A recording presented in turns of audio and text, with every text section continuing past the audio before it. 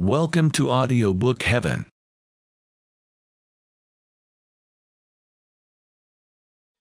Beyond Good and Evil by Friedrich Nietzsche. Translation by Helen Zimmerman. Chapter 3. The Religious Mood. 45.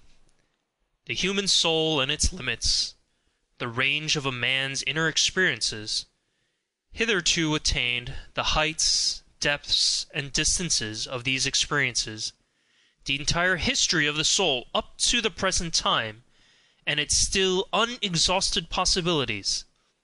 This is the preordained hunting domain for a born psychologist and lover of a big hunt. But how often must he say despairingly to himself, "A single individual, alas, only a single individual, and this great forest, this virgin forest." So he would like to have some hundreds of hunting assistants and fine trained hounds that he could send into the history of the human soul to drive his game together. In vain, again and again he experiences, profoundly and bitterly, how difficult it is to find assistants and dogs for all the things that directly excite his curiosity. The evil of sending scholars into new and dangerous hunting domains, where courage, sagacity, and subtlety in every sense are required, is that they are no longer serviceable just when the big hunt and also the great danger commences. It is precisely then that they lose their keen eye and nose. In order, for instance, to divine and determine what sort of history the problem of knowledge and conscience has hitherto had in the souls of homines religiosi, a person would perhaps himself have to possess a profound, as bruised, as immense an experience as the intellectual conscience of Pascal, and then he would still require that widespread heaven of clear, wicked spirituality, which from above would be able to oversee, arrange, and effectively formalize this mass of dangerous and painful experiences. But who would do me this service, and who would have time to wait for such servants? They evidently appear too rarely, they are so improbable at all times. Eventually one must do everything oneself in order to know something, which means that one has much to do. But a curiosity like mine is once for all the most agreeable of vices. Pardon me, I mean to say that the love of truth has its reward in heaven, and already upon earth.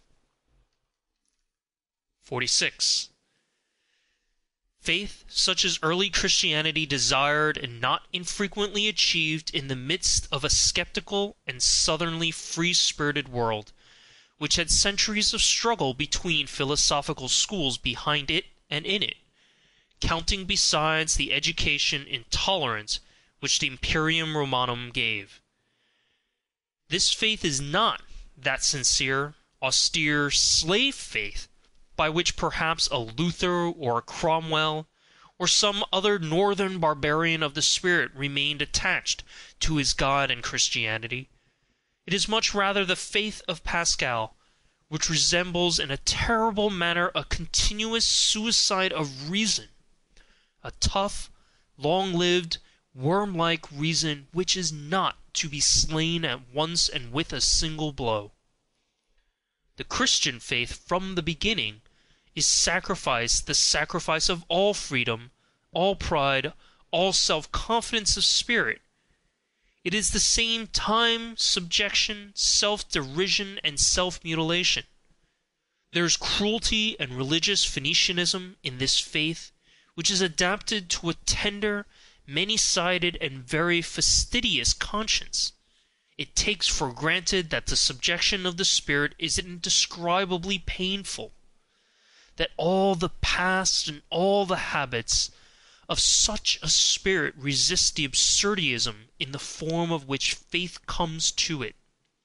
Modern men, with their obtuseness as regards all Christian nomenclature, have no longer the sense for the terribly superlative conception which was implied to an antique taste by the paradox of the formula, God on the cross. Hitherto there had never and nowhere been such boldness in inversion, nor anything at once so dreadful, questioning, and questionable as this formula. It promised a transvaluation of all ancient values. It was the Orient, the profound Orient. It was the Oriental slave who thus took revenge on Rome and its noble, light-minded toleration, on the Roman Catholicism of non-faith, and it was always not the faith, but the freedom from the faith, the half-stoical and smiling indifference to the seriousness of the faith, which made the slaves indignant at their masters and revolt against them. Enlightenment causes revolt, for the slave desires the unconditioned. He understands nothing but the tyrannous, even in morals. He loves as he hates without nuance, to the very depths, to the point of pain, to the point of sickness. His many hidden sufferings make him revolt against the noble taste which seems to deny suffering. The skepticism with regard to suffering, fundamentally only an attitude of aristocratic morality, was not the least of the causes also of the last great slave insurrection which began with the French Revolution. 47. Whenever the religious neurosis has appeared on the earth so far, we find it connected with three dangerous prescriptions as to regimen: solitude, fasting, and sexual abstinence, but without its being possible to determine with certainty which is cause and which is effect, or if any relation at all of cause and effect exists there. This latter doubt is justified by the fact that one of the most regular symptoms among savage as well as among civilized peoples is the most sudden and excessive sensuality, which then with equal suddenness transforms into penitential paroxysms, world renunciation, and will renunciation, both symptoms perhaps explainable as disguised epilepsy. But nowhere is it more obligatory to put aside explanations around no other type has there grown such a mass of absurdity and superstition. No other type seems to have been more interesting to men and even to philosophers. Perhaps it is time to become just a little indifferent here, to learn caution, or, better still, to look away, to go away. Yet, in the background of the most recent philosophy, that of Schopenhauer, we find most as the problem in itself, this terrible note of interrogation of the religious crisis and awakening. How is the negation of will possible? How is the saint possible? That seems to have been the very question with which Schopenhauer made a start and became a philosopher.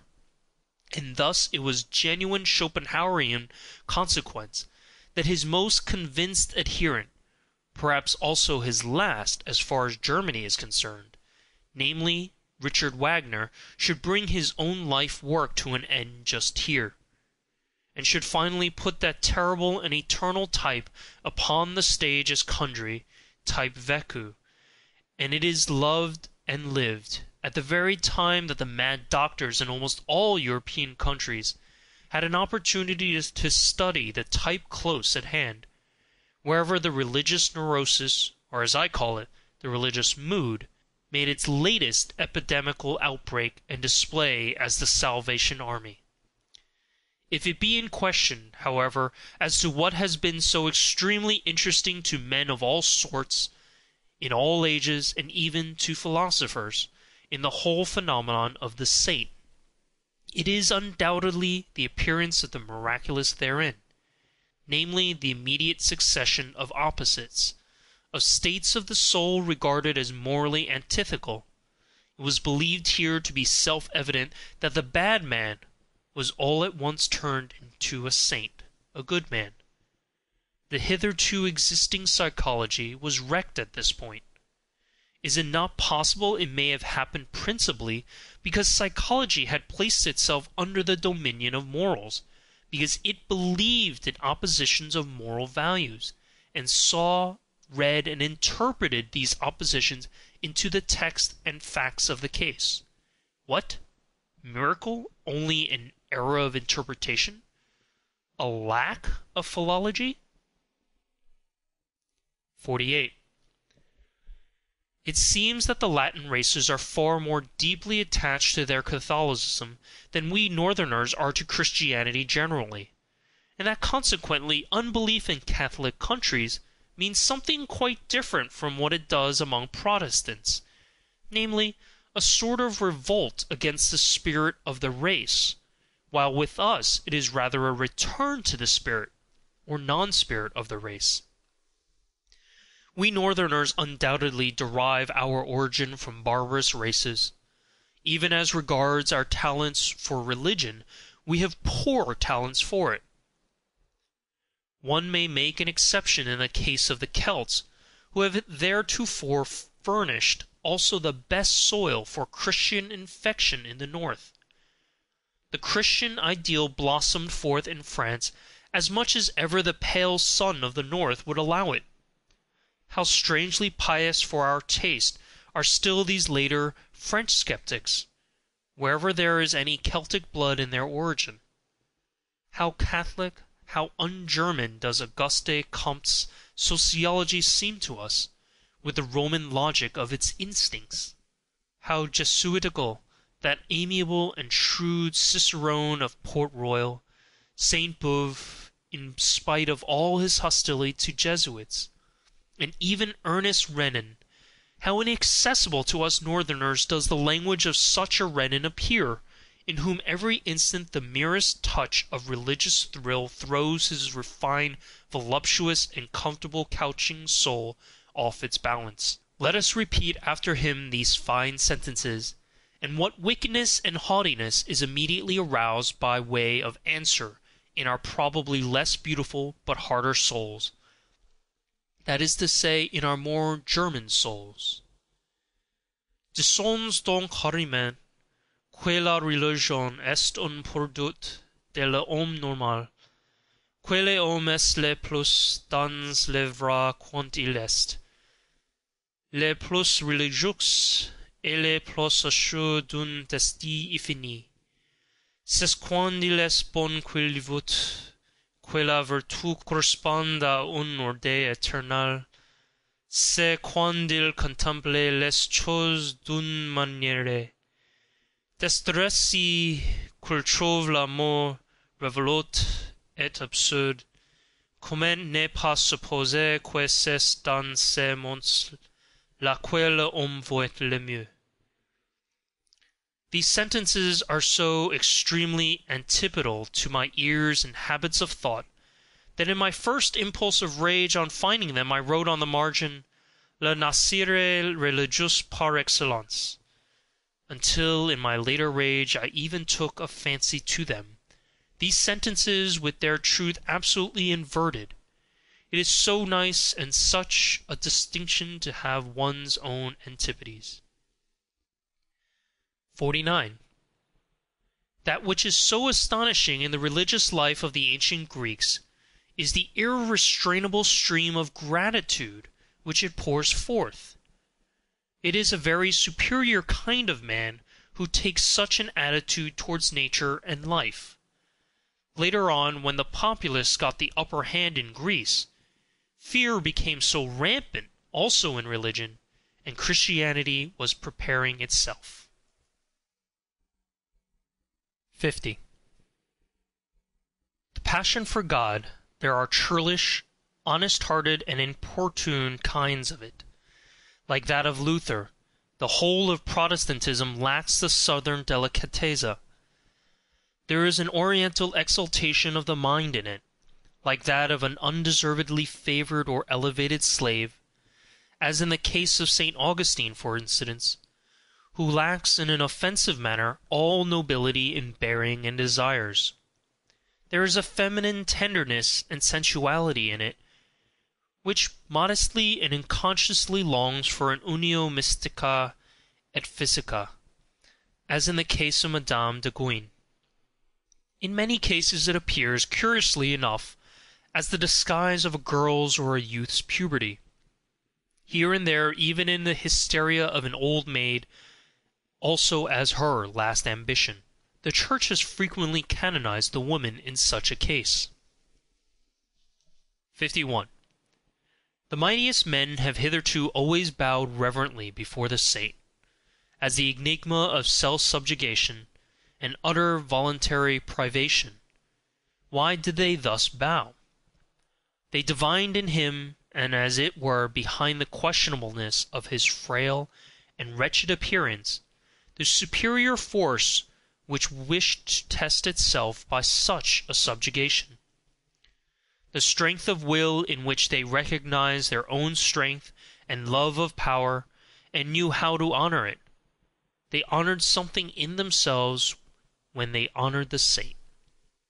In addition to this, the contemplation of the saint suggested to them a suspicion. Such an enormity of self-negation and anti-naturalness will not have been coveted for nothing. They have said inquiringly, "There is perhaps a reason for it, some very great danger, about which the ascetic might wish to be more accurately informed through his secret interlocutors and visitors." In a word, the mighty ones of the world learned to have a new fear before him. They divined a new power, a strange, still unconquered enemy. It was the will to power, which obliged them to halt before the saint. They had to question him. 52. In the Jewish Old Testament, the book of divine justice, there are men, things, and sayings on such an immense scale that Greek and Indian literature has nothing to compare with it. One stands with fear and reverence before those stupendous remains of what man was formerly, and one has sad thoughts about old Asia and its little outpushed peninsula Europe, which would like, by all means, to figure before Asia as the progress of mankind. To be sure, he who himself only a slender, tame house animal, and knows only the wants of a house animal, like our cultured people of today, including the Christians of cultured Christianity, need neither be amazed nor even sad amid those ruins. The taste for the Old Testament is a touchstone with respect to great and small. Perhaps he will find that the New Testament, the book of grace, still appeals more to his heart. There is much of the odor of the genuine, tender, stupid bedesman and petty soul in it. To have bound up this New Testament, a kind of rococo of taste in every respect, along with the Old Testament into one book as the Bible, as the book in itself, is perhaps the greatest audacity and sin against the spirit which literary Europe has upon its conscience. 53. Why atheism nowadays? The Father in God is thoroughly refuted. Equally so the judge, the rewarder, also his free will. He does not hear, and even if he did, he would not know how to help. The worst is that he seems incapable of communicating himself clearly. Is he uncertain? This is what I have made out, by questioning and listening at a variety of conversations, to be the cause of the decline of European theism. It appears to me that though the religious instinct is in vigorous growth, it rejects the theistic satisfaction with profound distrust. 54. What does all modern philosophy do? Since Descartes, and indeed more in defiance of him than on the basis of his procedure, an attentat has been made on the part of all philosophers on the old conception of the soul, under the guise of a criticism of the subject and predicate conception, that is to say, an attentat on the fundamental presupposition of Christian doctrine. Modern philosophy, as an epistemological skepticism, is secretly or openly anti-Christian, although, for keener ears be it said, by no means anti-religious. Formerly, in effect, one believed in the soul as one believed in grammar and the grammatical subject. One said I is the condition, think is the predicate, and is conditioned. To think is an activity for which one must suppose a subject as cause. The attempt was then made with marvelous tenacity and subtlety to see if one could not get out of this net, to see if the opposite was not perhaps true. Think the condition, and I the conditioned. I therefore only a synthesis which has been made by thinking itself. Kant really wished to prove that, starting from the subject could not be proved nor the object either. The possibility of an apparent existence of the subject and therefore of the soul may not always have been strange to him. The thought that once an immense power on earth, as the Vendetta philosophy. 55. There is a great ladder of religious cruelty, with many rounds, but three of these are the most important. Once on a time men sacrificed human beings to their God, and perhaps just those they loved the best. To this category belong the firstling sacrifices of all primitive religions, and also the sacrifice of the Emperor Tiberius in the Mithra grotto on the island of Capri, that most terrible of all Roman anachronisms. Then, during the immoral epoch of mankind, they sacrificed to their god the strongest instincts they possessed, their nature. This festal joy shines in the cruel glances of ascetics and anti-natural fanatics. Finally, what still remained to be sacrificed? Was it not necessary in the end for men to sacrifice everything, comforting, holy, healing, all hope, all faith in hidden harmonies, in future blessedness and justice? Was it not necessary to sacrifice God himself, and out of cruelty to themselves to worship stone, stupidity, gravity, fate, nothingness? To sacrifice God for nothingness, this paradoxical mystery of the ultimate cruelty, has been reserved for the rising generation. We all know something, therefore, already. 56. Whoever, like myself, prompted by some enigmatical desire, has long endeavored to go to the bottom of the question of pessimism, and free it from the half-Christian, half-German narrowness and stupidity in which it has finally presented itself to this century, namely, in the form of Schopenhauer's philosophy. Whoever, with an Asiatic and super-Asiatic eye, has actually looked inside and into the most world-renouncing of all possible modes of thought, beyond good and evil, and no longer, like Buddha and Schopenhauer, under the dominion and delusion of morality, whoever has done this, has perhaps just thereby, without really desiring it, opened his eyes to behold the opposite ideal, the ideal of the most world-approving, exuberant, and vivacious man, who has not only learnt to compromise and arrange with that which was and is, but wishes to have it again as it was and is, for all eternity, insatiably calling out da capo, not only to himself, but to the whole piece and play, and not only the play, but actually to him who requires the play, and makes it necessary, because he always requires himself anew, and makes himself necessary. What? And this would not be circulus vicius Deus? 57. The distance, and as it were the space around man, grows with the strength of his intellectual vision and insight. His world becomes profounder, new stars, new enigmas, and notions are ever coming into view. Perhaps everything on which the intellectual eye has exercised its acuteness and profundity has just been an occasion for its exercise, something of a game, something for children and childish minds. Perhaps the most solemn conceptions have caused the most fighting and suffering. The conceptions God and sin will one day seem to us of no more importance than a child's plaything or a child's pain seems to an old man. And perhaps another plaything and another pain will be then necessary once more for the old man, always childish enough, an eternal child. D8.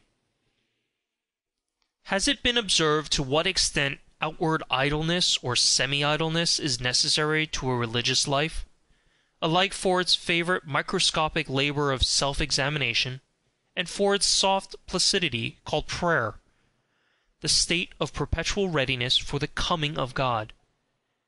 I mean the idleness with a good conscience, the idleness of olden times and of blood, to which the aristocratic sentiment that work is dishonoring, that it vulgarizes the body and soul, is it not quite unfamiliar? And that consequently the modern, noisy, time-engrossing, conceited, foolishly proud laboriousness educates and prepares for unbelief more than anything else? Among these, for instance, who are at present living apart from a religion in Germany, I find freethinkers of diversified species and origin, but above all a majority of those in whom laboriousness from generation to generation was dissolved the religious instincts, so that they no longer know what purpose religions serve, and only note their existence in the world with a kind of dull astonishment. They feel themselves already fully occupied, these good people, be it by their business or by their pleasures, not to mention the fatherland, and the newspapers and their family duties. It seems that they have no time whatever left for religion, and above all, it is not obvious to them whether it is a question of a new business or a new pleasure, for it is impossible, they say to themselves, that people should go to church merely to spoil their tempers. They are by no means enemies of religious customs, should certain circumstances, state affairs perhaps, require their participation in such customs. They do what is required, as so many things are done, with a patient and unassuming seriousness, and without much curiosity or discomfort. They live too much apart and outside to feel even the necessity for a for or against in such matters. Among those indifferent persons may be reckoned nowadays the majority of German Protestants of the middle classes, especially in the great laborious centers of trade and commerce.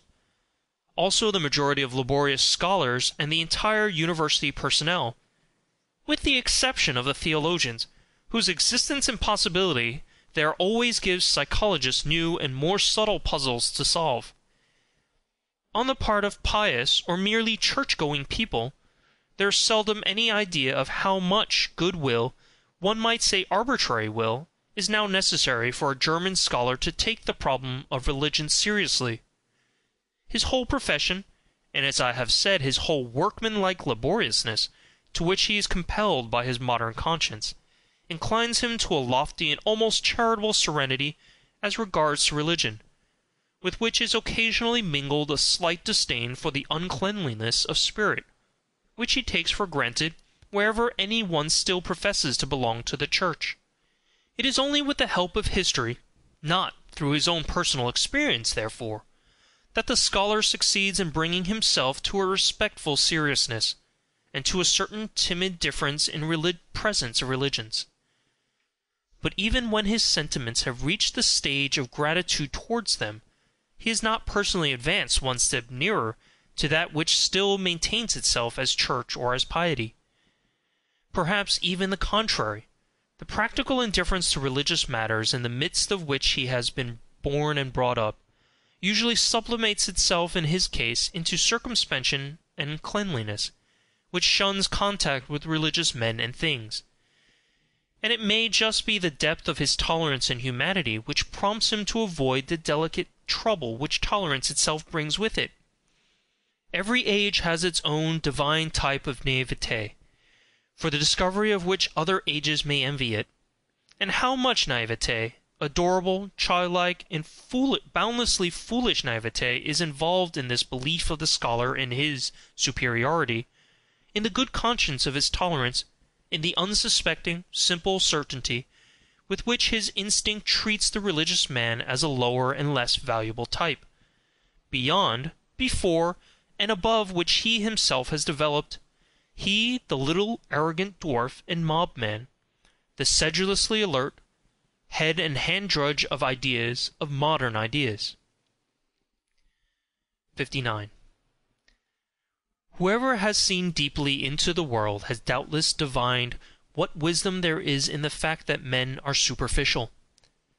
It is their preservative instinct that teaches them to be flighty, lightsome, and false.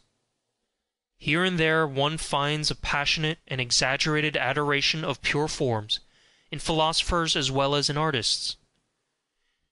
It is not to be doubted that whoever has need of the cult of the superficial, to that extent, has at one time or another made an unlucky dive beneath it. Perhaps there is even an order of rank with respect to those burnt children, the born artists who find the enjoyment of life only in trying to falsify its image, as if taking wearisome revenge on it. One might guess to what degree life has disgusted them, by the extent to which they wish to see its image falsified, attenuated, ultrified, and deified. One might reckon that homines religiosi among the artists as their highest rank. It is the profound, suspicious fear of an incurable pessimism which compels whole centuries to fasten their teeth into a religious interpretation of existence. The fear of the instinct which divines a truth might be attained too soon, before man has become strong enough, hard enough, artist enough. Piety, the life in God, regarded in this light, would appear as the most elaborate and ultimate product of the fear of truth, as artist adoration and artist intoxication in presence of the most logical of all falsifications, as the will to the inversion of truth to untruth at any price.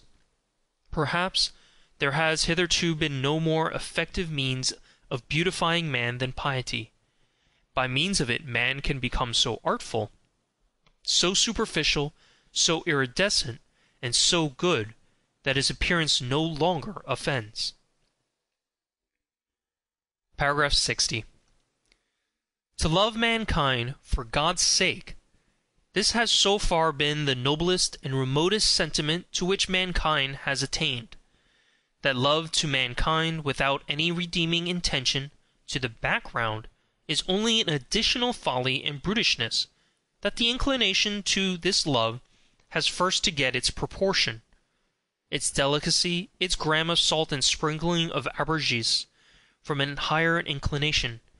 Whoever first perceived and experienced this, however his tongue may have stammered as it attempted to express such a delicate matter, let him for all time be holy and respected as the man who has so far flown highest and gone astray in the finest fashion. Paragraph 61.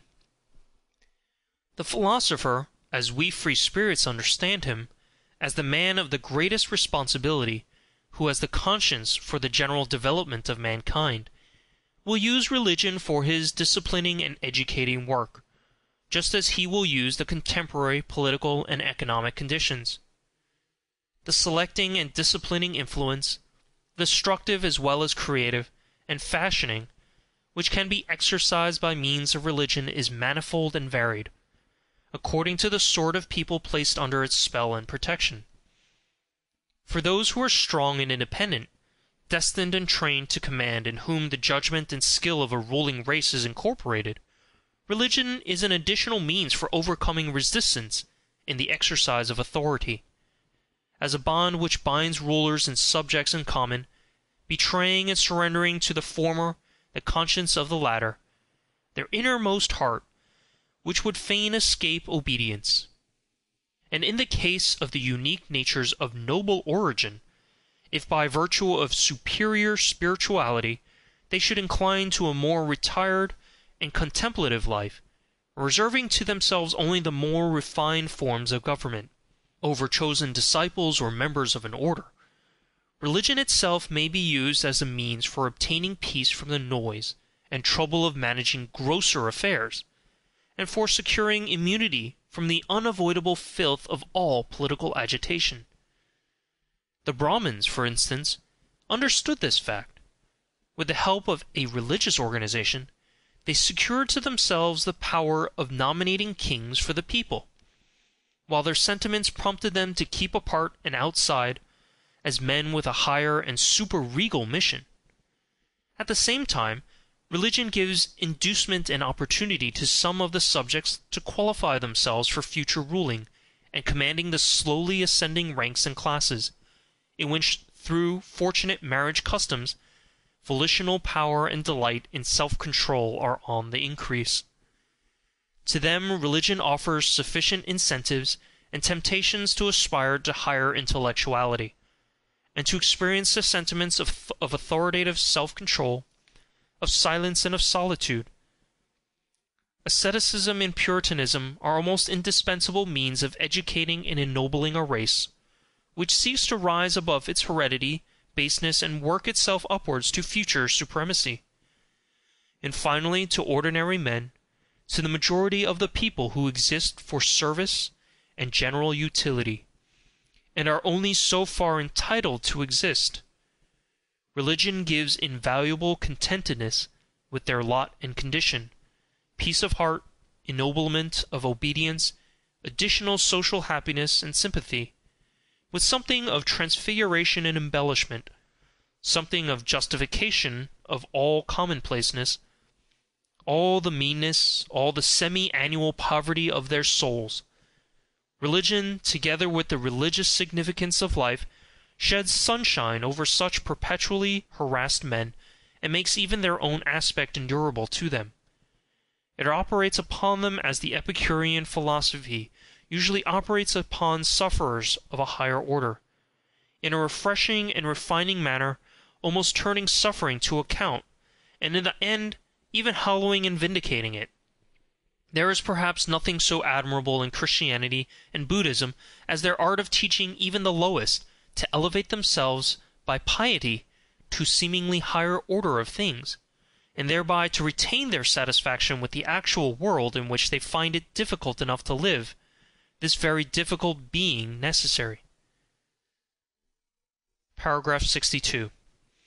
To be sure, to make also the bad counter-reckoning against such religions, and to bring to light their secret dangers, the cost is always excessive and terrible when religions do not operate as an educational and disciplinary medium in the hands of the philosopher, but rule voluntarily and paramountly when they wish to be the final end, and not a means along with other means. Among men, as among all other animals, there is a surplus of defective, diseased, degenerating, infirm, and necessarily suffering individuals. The successful cases, among men also, are always the exception, and in view of the fact that man is the animal not yet properly adapted to his environment, the rare exception. But worse still, the higher the type a man represents, the greater is the improbability that he will succeed. The accidental, the law of irrationality in the general constitution of mankind, manifests itself most terribly in its destructive effect on the higher orders of men, the conditions of whose lives are delicate, diverse, and difficult to determine. What then is the attitude of the two greatest religions above mentioned to the surplus of failures in life? They endeavor to preserve and keep alive whatever can be preserved. In fact, as the religions for sufferers, they take the part of these upon principle. They are always in favor of those who suffer from life as from a disease, and they would fain treat every other experience of life as false and impossible.